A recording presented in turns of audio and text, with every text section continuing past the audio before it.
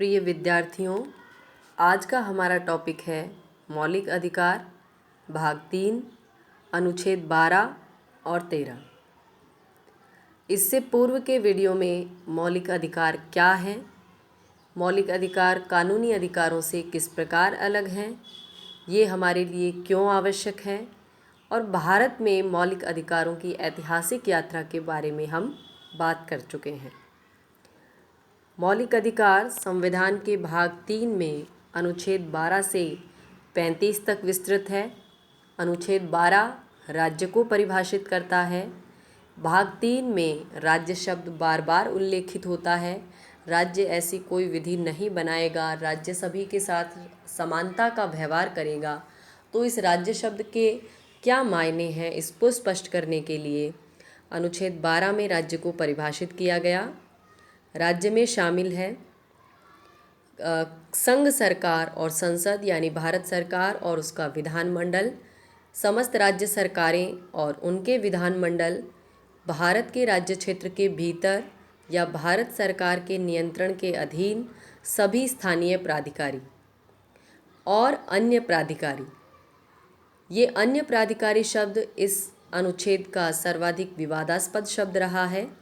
संविधान के कार्यकरण के प्रारंभिक वर्षों में राज्य की परिभाषा के संदर्भ में न्यायालय ने संकुचित दृष्टिकोण अपनाया तथा केवल कार्यपालिका और विधायिका को ही राज्य के क्षेत्र में शामिल किया गया। लेकिन धीरे धीरे राज्य का दायरा विस्तृत हुआ और कई प्रकार के वैधानिक निकाय जैसे LIC, ONGC, यूनिवर्सिटीज़ इत्यादि को भी इसमें शामिल कर लिया गया। राज्य के इस विस्तृत दायरे से संबंधित एक महत्वपूर्ण वाद RD Shetty versus airport authority of India है, जिसमें जस्टिस भगवती ने कुछ बिंदु रेखांकित किए हैं जिसके द्वारा हम किसी संस्था या संगठन के राज्य होने या न होने का परीक्षण कर सकते हैं। वे इस प्रकार हैं: यदि कोई संस्था या संगठन राज्य के द्वारा भागतः अथवा पूर्णतः वित्त पोषित हो, यदि किसी संस्था या संगठन को राज्य के द्वारा किसी क्षेत्र में एकाधिकार प्रदान किया गया हो, कोई सरकारी विभाग यदि कॉरपोरेशन में बदल दिया जाए, किसी संगठन पर यदि सरकार का पूर्णतः नियंत्रण हो, अथवा उनकी कार्य की प्रकृति लोक महत्व की हो, यानी उनके कार्य ऐसे हों जिनका कोई लोक महत्व हो, जैसे हमारे इलेक्ट्रिसिटी बोर्ड इत्यादि। तो यही वो बिंदु है, यही वो टेस्ट है जिसके आधार पर किसी संस्था या संगठन को आज तक राज्य होने या न होने का परीक्षण किया जाता है। इसके बाद है अनुच्छेद 13, मूल अधिकारों से असंगत और उनका अल्पीकरण करने वाली विधियां। अनुच्छेद 13(1) इस संविधान के प्रारंभ से ठीक पहले भारत के राज्य क्षेत्र में प्रवर्त सभी विधियां उस मात्रा तक शून्य होगी जिस तक वे इस भाग के उपबंधों से असंगत हैं। यानी अनुच्छेद 13(1) संविधान के लागू होने से पहले बनी हुई विधियों पर लागू होता है।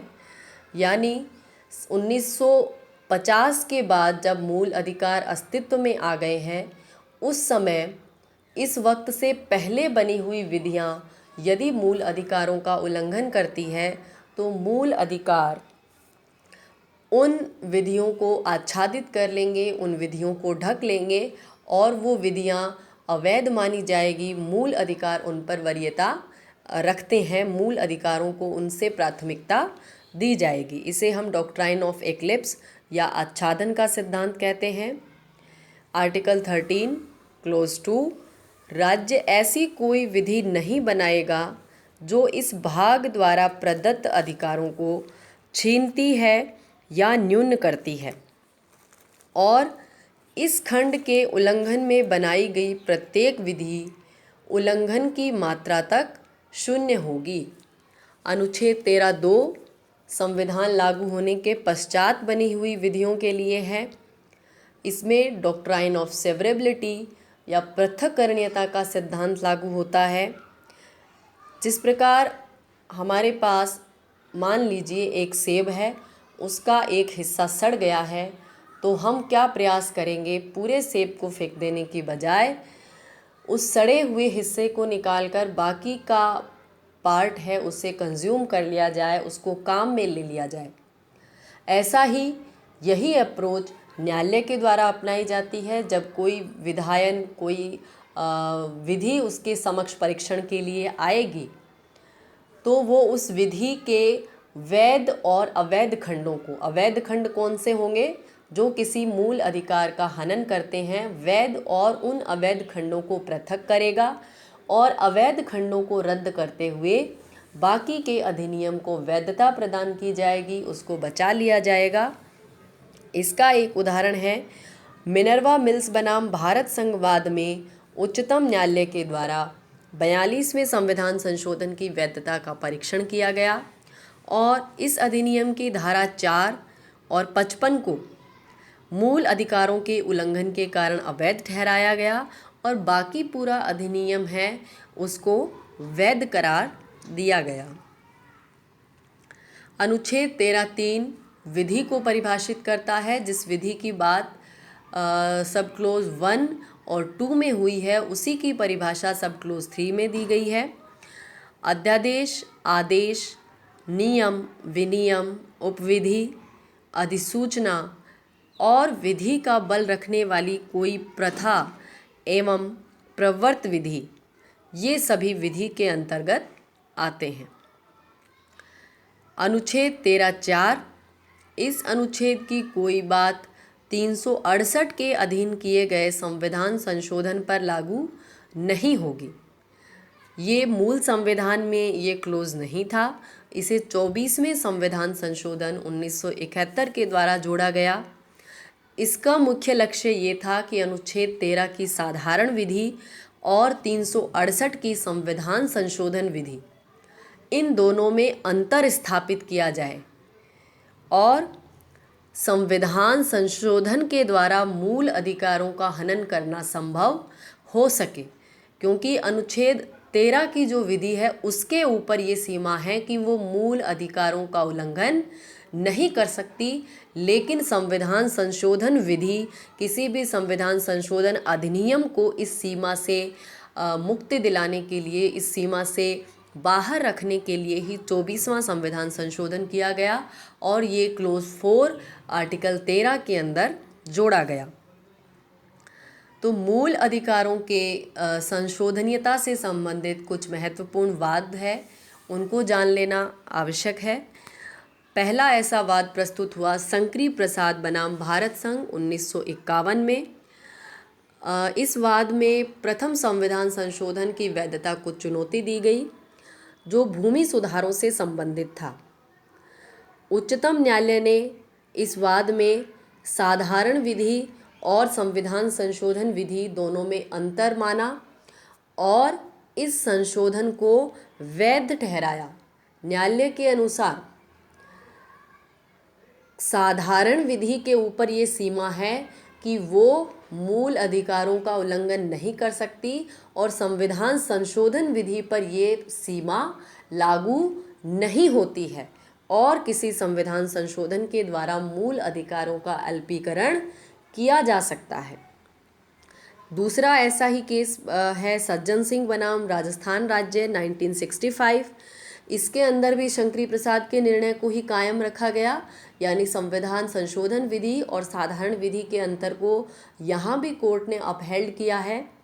लेकिन 1967 का गोलकनाथ बनाम पंजाब राज्यवाद वो टर्निंग पॉइंट है जिसके बाद इन दोनों विधियों में अंतर है उसको समाप्त करने की न्यायालय ने पहल की।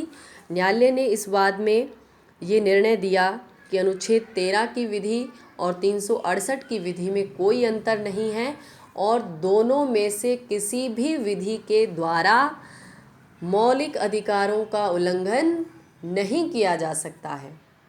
लेकिन इसके साथ ही एक न्यायिक सिद्धांत भी दिया गया जिसे हम भविष्यलक्षी विधि का सिद्धांत doctrine of prospective over ruling कहते हैं। इसका अर्थ था कि गोलकनाथवाद के अंदर संविधान संशोधन के ऊपर जो मौलिक अधिकारों की सीमा लगाई गई है, ये सीमा आगे के वादों पर या आगे से लागू होगी। इससे पहले जो संशोधन किए जा चुके हैं उनकी वैधता पर इससे कोई प्रश्न चिन्ह उत्पन्न नहीं होता है। यानी गोलकनाथवाद से पहले जो संशोधन किए जा चुके हैं, चाहे वे मूल अधिकारों का उल्लंघन करते हो, उनको वैध माना जाएगा। लेकिन आगे से संसद ऐसा कोई संशोधन नहीं करेगी, उसकी शक्ति के ऊपर मूल अधिकारों की सीमा है उसको लागू कर दिया गया।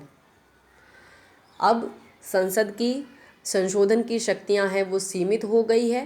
368 में जो संशोधन की प्रक्रिया दी गई है, प्रक्रिया संबंधी सीमा के अलावा एक और सीमा इस पर आरोपित कर दी गई है, वो सीमा है मूल अधिकारों की सीमा। यानी संसद ऐसा संशोधन नहीं करे जिसके द्वारा भाग 3 में प्रदत्त मूल अधिकारों का उल्लंघन होता हो। इस स्थिति को उलटने के लिए, अपनी संशोधन की शक्तियों को असीमित करने के लिए भारतीय संसद ने 1971 में 24वां संविधान संशोधन पारित किया। इस संशोधन के द्वारा अनुच्छेद 13 में एक खंड 4 जोड़ा गया, जिसके अनुसार संविधान संशोधन विधि अनुच्छेद 13 के अंतर्गत विधि नहीं होगी। यानी शंकरी प्रसाद और Sajjan Singh versus state of Rajasthan के समय जो स्थिति थी कि अनुच्छेद 13 और 368 की विधियां अलग अलग है, उस स्थिति को वापस लाने का प्रयास 24वें संविधान संशोधन में किया गया। इसके साथ ही इस संशोधन से 368 में खंड 4 और 5 भी जोड़े गए, जिसने संसद को संविधान संशोधन की असीमित शक्तियां प्रदान कर दी। मूल अधिकारों संबंधी जो सीमा थी उसको हटा दिया और उसके साथ साथ ही इन संशोधनों को न्यायिक पुनरावलोकन की सीमा से बाहर कर दिया। अब स्थिति क्या हुई कि संसद संविधान के सभी भागों में, यानी भाग 3 में भी संशोधन कर सकती है और इन संशोधनों की वैधता को किसी न्यायालय में चुनौती नहीं दी जा सकती। यानी संशोधन की शक्ति पर एकमात्र सीमा अब रही है 368 की प्रोसीजर को, उसकी प्रक्रिया को फॉलो करना। उसके अलावा कोई सीमा अब संसद पर नहीं रही।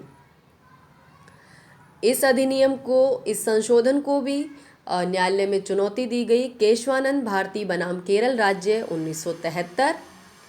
इस केस में सुप्रीम कोर्ट ने संसद ने जो संवैधानिक विधि और साधारण विधि में अंतर किया है, उस अंतर को स्वीकार किया।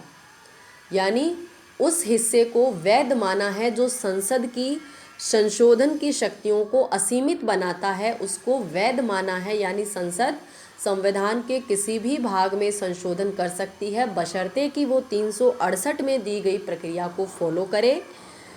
लेकिन एक नई सीमा, आधारभूत ढांचे का सिद्धांत डिवाइस किया गया, आधारभूत ढांचे का सिद्धांत दिया गया सुप्रीम कोर्ट के द्वारा, और एक नई सीमा उसके ऊपर आरोपित की गई कि यद्यपि संशोधन की शक्तियां असीमित है, लेकिन फिर भी भारतीय संविधान का कुछ आधारभूत ढांचा है, उसकी कुछ बेसिक स्ट्रक्चर है, उस स्ट्रक्चर को अल्टर नहीं किया जा सकता, उस ढांचे को बदला नहीं जा सकता। असीमित संशोधन की शक्तियां होते हुए भी संसद उस आधारिक ढांचे को नहीं बदल सकती है।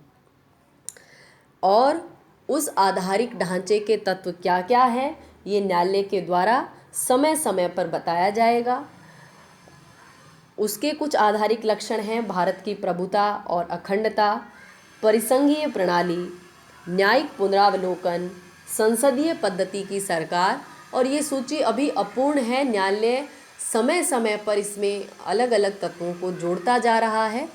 और इस तरीके से केशवानंद भारती केस के द्वारा संसद की असीमित शक्तियों को स्वीकार करते हुए भी एक नई प्रकार की सीमा इसके ऊपर लगा दी गई है।